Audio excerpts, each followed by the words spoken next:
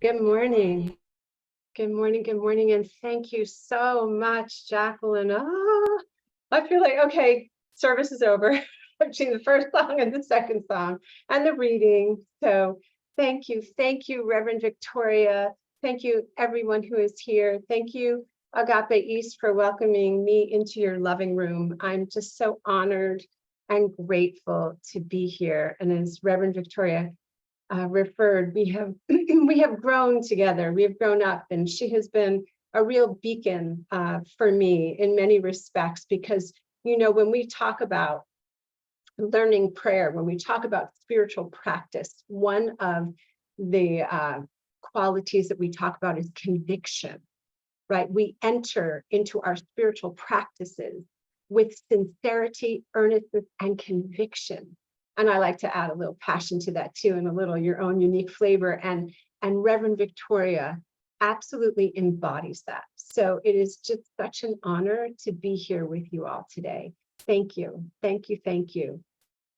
And I was listening to the music. I was listening to the reading from Wayne Dyer, and I appreciate. I'm going to reread what he said. What he spoke. Keeping your thoughts on the mistakes of the past guarantees that you'll continue manifesting them in the present. And that speaks to the topic that came to me when I was sitting in the stillness about what to share today, which is EGO, easing grace out, or evolutionary growth opportunity. You choose. So what Wayne Dyer was speaking about was what you think about, you bring about, as well as what you focus on expands. So as spiritual beings living a human life experience, not one person here is here by mistake. Each and every person chose to have this human, call it the human life, call it the human incarnation, these experiences of being human. Every single person, including myself, I chose to be here. And there have been times when I was younger, and even today, when I look at what's swirling in the world, and I'm like, oh my gosh, wow, what a curriculum, right? And at the same time, for a time such as this, you were born.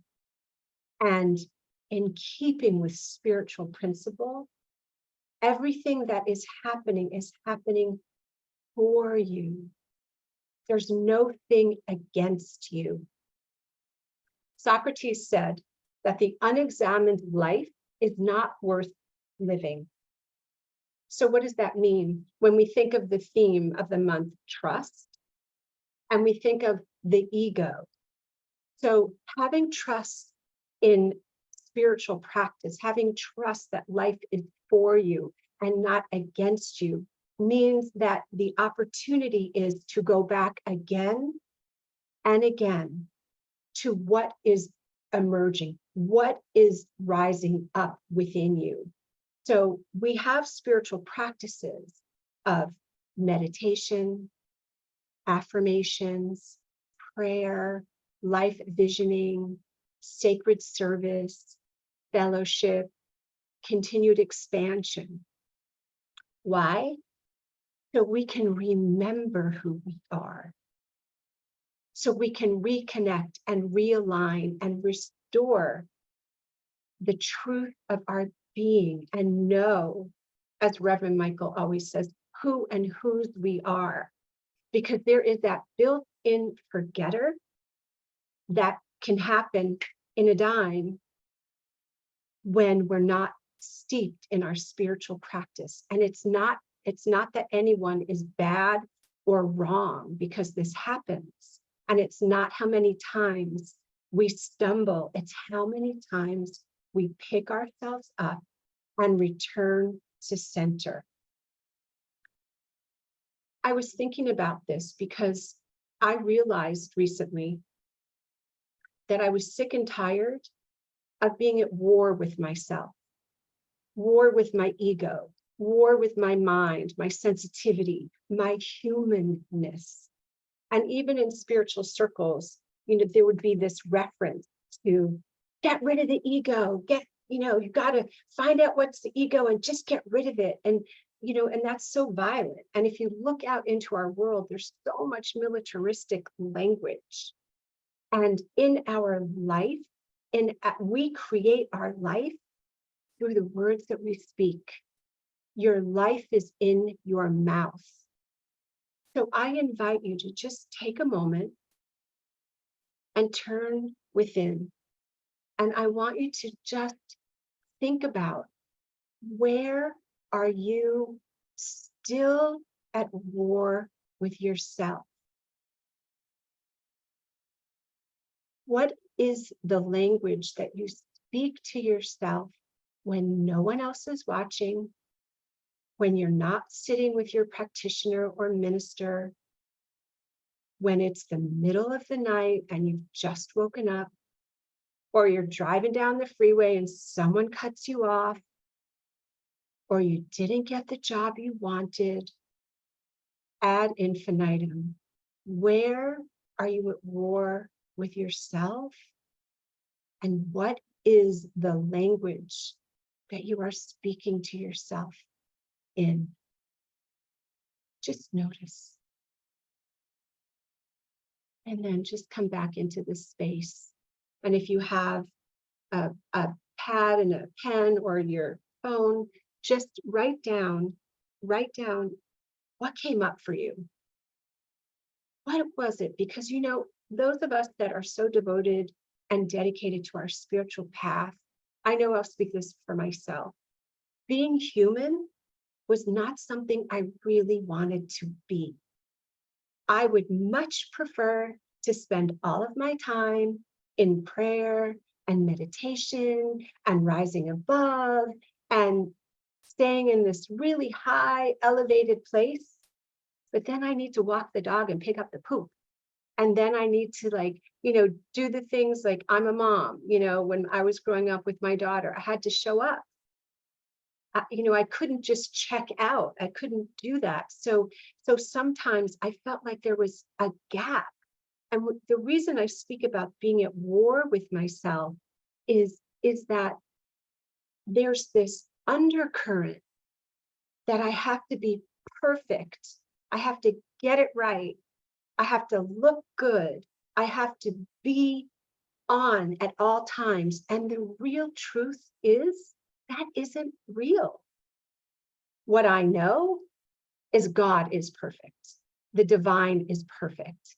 And that I am devoted and dedicated to being an expression and a channel and a vehicle through which the divine downloads. And I share that with all I counsel, the work that I do, my ministry, but I also get to share that in my relationship with myself, in loving myself, in loving the people that come before me, loving my partner. Anybody in here in a relationship? If you want to put Miracle Grow on your spiritual practice, get into a relationship and then have a child. It is like exponential growth on your spiritual practice, because your humanness, let's say that ego part, that part of you that is the self, that part of you that desires, that wants, will sometimes show up in the most interesting ways. Defense mechanisms, coping skills, saying things that you're like, oh my God, did I just say that? Or doing things and you're like, yeah, no, I need to do a redo. I need to come back. I need to center down. I need to speak the word. I need to practice self-forgiveness. All forgiveness is really self-forgiveness. So when I'm easing grace out, I am not in forgiveness. I'm in self-judgment. I'm in self-loathing. I'm in perhaps comparing myself to others, never measuring up.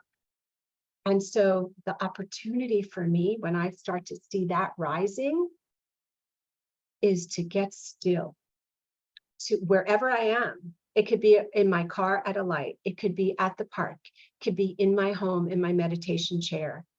I get to be still and I get to turn within. What do I know is true? I am a divine emanation of the Most High God. I am here on purpose with a mighty purpose to reveal and reflect the glory of God through all of my life. So that means that when I fall from the grace, I get to love myself up. It becomes an evolutionary growth opportunity. It's an invitation for me to go deeper and deeper into my spiritual practice, to not self-abandon, to not brutalize myself with the ways in which I am not being the allness and the fullness of my beautiful self. So what do you tell yourself when you fall short of an ideal? Do you join in with the itty bitty shiitake committee? Do you get in there and start telling yourself how, oh my God, you should have done that better. You should be better. You should be, 5 pounds thinner. You should be this. You should have that degree or this degree. You should be. I started dieting when I was 12. My first diet was when I was 12. I didn't need a diet. But I began that self-loathing, that self-hatred, that was so subtle and so insidious that I needed to go back and redo whatever God reveals through and as me. And that pattern, for me, I don't know about you, but for me, that pattern of trying to fix myself on the inside by focusing on the outside was something that I lived out of over and over and over and over again until it didn't work. Some of us learn through inspiration. Some of us learn through pain. Pain pushes till the inspiration pulls. And so sometimes I've learned from inspiration. I'm so inspired. I'm so elevated. And that experience, that vibrational frequency pulls me forward so I can continue to rise. And then sometimes I can remember a time in my life where I was literally on the ground, on my hands and knees, praying. Infinite presence, reveal ye me through my heart. Heal my unbelief. In 2008, I went through a radical life transformation. I received a diagnosis. It was a health condition that I still take care of. I lost so many months. I didn't drive for a year. Another time I didn't drive for 6 months. Another time for 3 months because it wasn't safe for me to drive. My husband had to step in. God bless him. He had to step in and help me care for our child because I wasn't always able to do that. That was a time in my life where I was just brought to my knees, where my ego was fighting because something else was inviting me to surrender. And my ego wanted to hold on to what was familiar and what I knew. And I railed against God. I was like, what is this? This is not what I am here for. I know I am not here to be incapacitated, to not be able to drive, to be so sick that I can't take care of my daughter and do the work that I am here to do. And so in that moment, it was either I ease grace out or I move to what is this here to teach me? What is the evolutionary growth opportunity? And I can tell you, it was really hard. I'd show up at Agape, I'd be dressed and all looking good with, our daughter, and people would be like, how are you? And I'd be like, I'm good.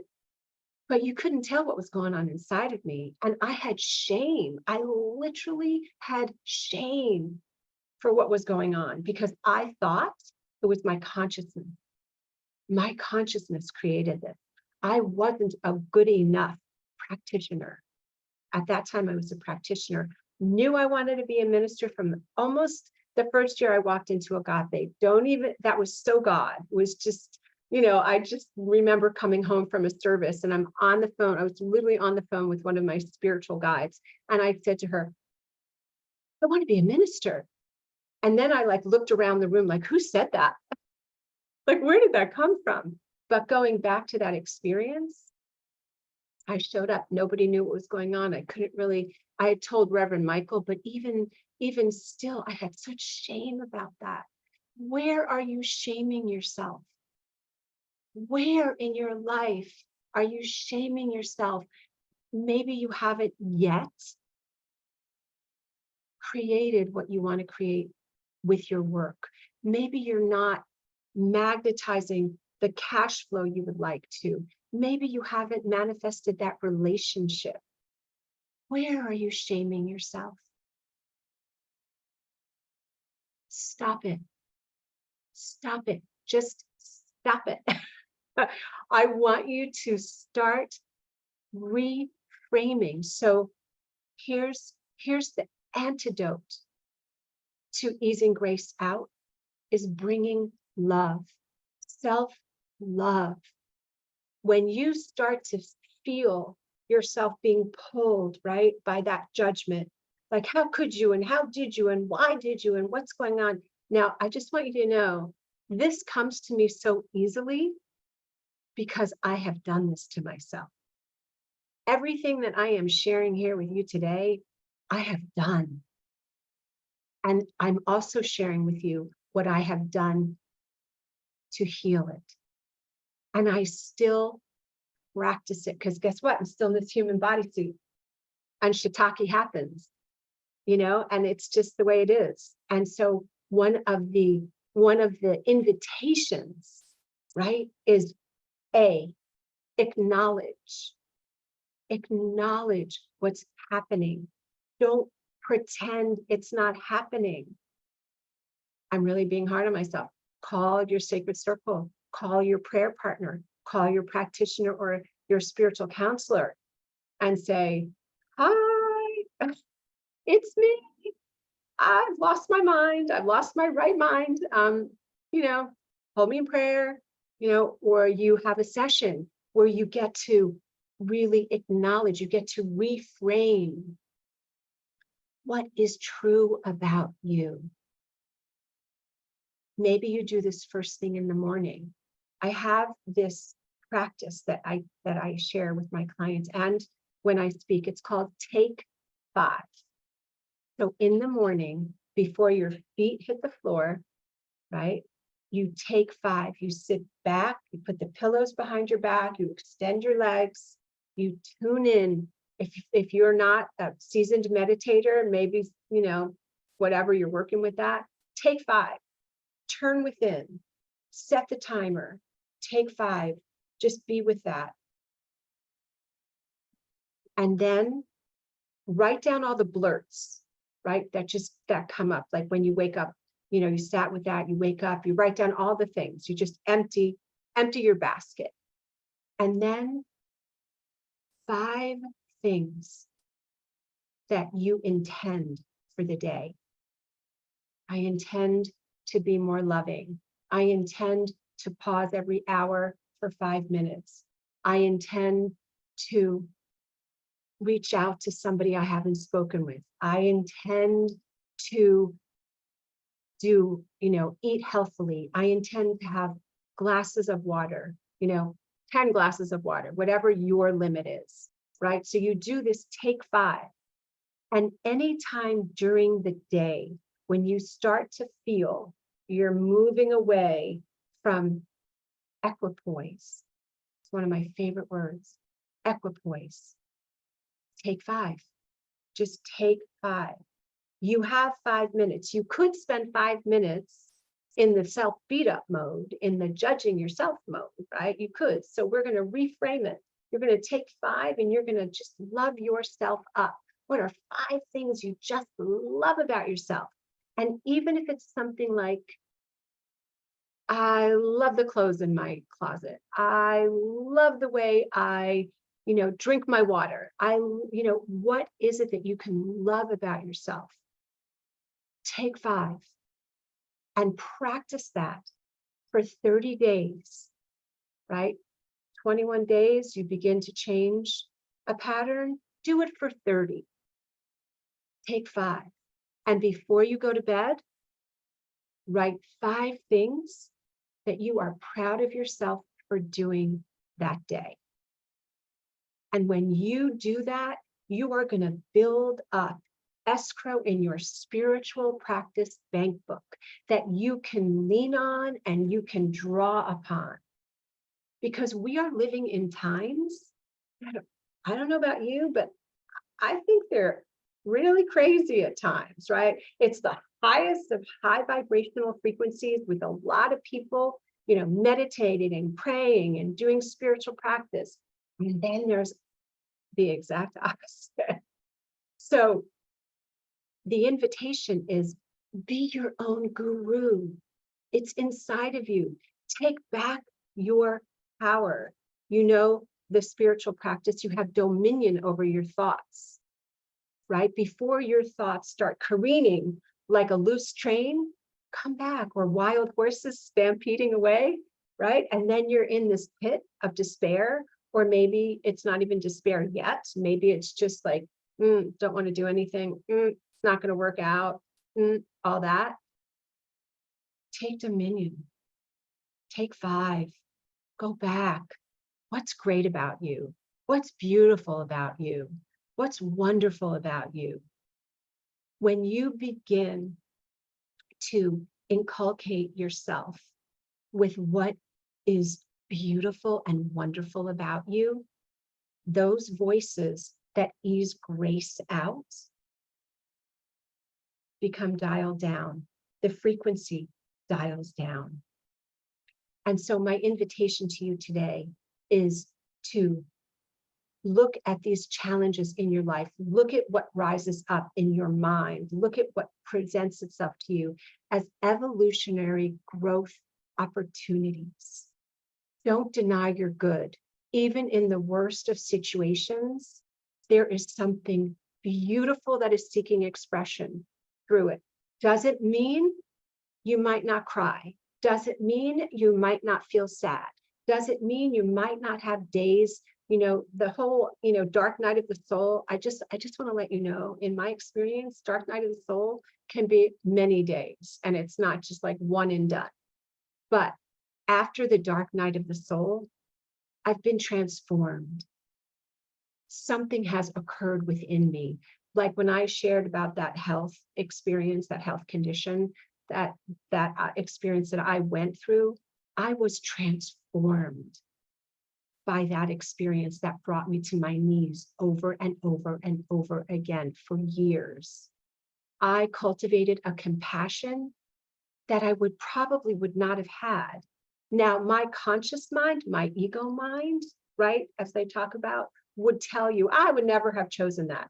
Just like I wouldn't have chosen some of the situations in my life, but that knower within me and the knower within you, that place of God within you, knows exactly what you need.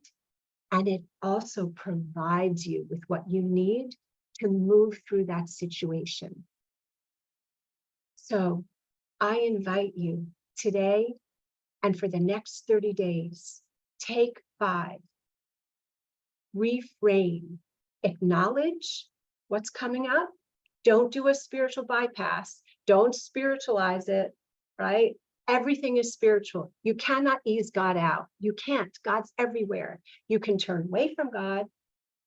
You can pretend like it's not there for a little bit, but you cannot edge God out. God is in everything, as everything, through everything, right where you are, right where every situation is, right where I am. We are all one with the one. So acknowledge what's happening so you can transmute it, so you can do your spiritual practice and love yourself up, or have somebody else love you till you can love yourself.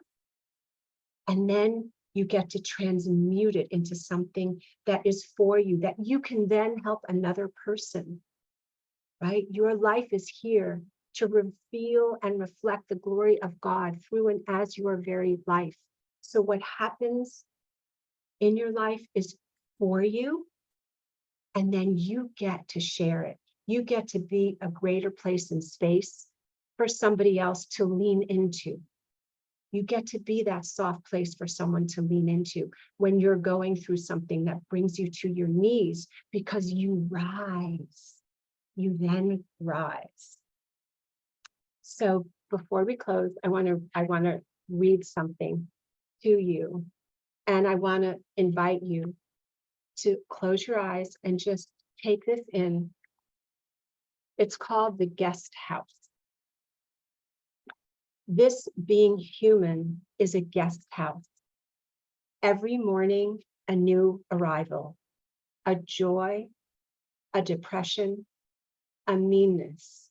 Some momentary awareness comes as an unexpected visitor. Welcome and entertain them all, even if they're a crowd of sorrows who violently swept your house empty of its furniture. Still, treat every guest honorably. He may be clearing you out for some new delight.